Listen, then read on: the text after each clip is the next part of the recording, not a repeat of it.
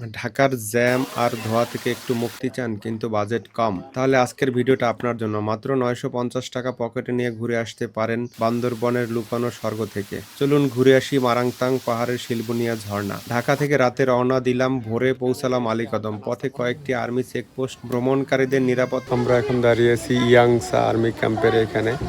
আমাদের ID কার্ডগুলা check করবে। সাধারণ একটা প্রসেস, নাম ঠিকানা লিখে রাখে তারপর ছেড়ে দেয়, তাই অবশ্যই সঙ্গে নিজের আইডি বা যে কোনো পরিচয়পত্র রাখবেন। সকালে গাড়ি থেকে নেমে সরাসরি রিসোর্টে ফ্রেশ হয়ে নাস্তা সেরে ঝর্ণায় যাব।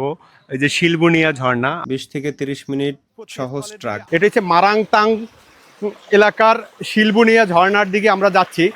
যে দেখেন এইখানে ন্যাচারালি এক সময় আগ্নেয়গিরির মুখে মূলত পাথরের সৃষ্টি হয়, আর পাহাড়গুলা সৃষ্টিকর্তা সৃষ্টি করেছে পৃথিবীকে স্থির করার জন্য, প্যারেক হিসাবে সৃষ্টি করছে। আমরা কত গহীনে চলে আসছি। আমরা এই যেইখানে আসি, আমি আর ক্যামেরাম্যান ব্যতীত এইখানে এই মুহূর্তে কোনো মানুষজন নাই। আর দেখেন পানির কত সুন্দর ন্যাচারাল আওয়াজ। আমরা খুঁজে বের করবো আজকের যে আমাদের এই যে ন্যাচারাল ঝর্ণার উৎস কোথা থেকে আসতেছে। কত সুন্দর একটি দুর্গম এলাকা।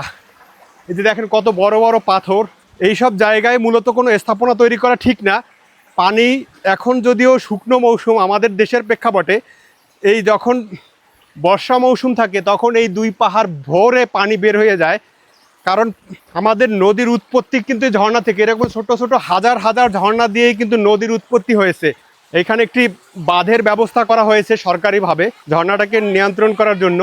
এরপরে উপরে মূল পাহাড়ি যে সেই ঝর্ণার স্তর। দর্শক, একেবারে গহীন অরণ্যে আমরা চলে এসেছি। এখানে পাথরের পাহাড়, বিশাল পাথরের পাহাড়। এখন ক্যামেরাম্যানকে উপরে নিয়ে আসার জন্য সহযোগিতা করা লাগলো, কারণ আমরা স্টেপ বাই স্টেপ আগাচ্ছি। এই জায়গাগুলো খুব পিছলি এবং উঁচু জায়গা। আমরা সামনের দিকে যাব। আমরা এখন ঝর্ণার চূড়ায় যাচ্ছি। এখানে সরকারিভাবে একটা ইয়াস দেয়া আছে।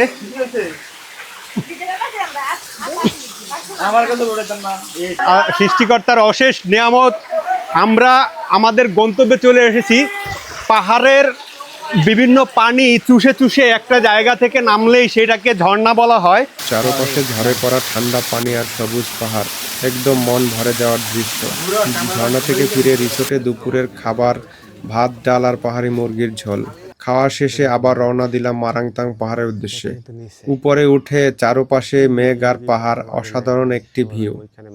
ঠান্ডা হাওয়া, নিরবতা আর পাহাড়ের পরিবেশ শহরের জীবনের সাথে যার কোনো তুলনাই হয় না। পুরো ট্রিপ আমার খরচ হয়েছে 950 টাকা। কোনো গাইড নেই, কোনো বাড়তি ঝামেলা নেই, পারফেক্ট বাজেট ট্রিপ। মারাংতাং পাহাড়ের উপরে ভিউটা আমি আলাদা করে দিয়েছি, দেখতে চাইলে আমার চ্যানেলে গিয়ে দেখতে পারেন। ভালো লাগলে লাইক, কমেন্ট, শেয়ার আর ফলো করতে ভুলবেন না।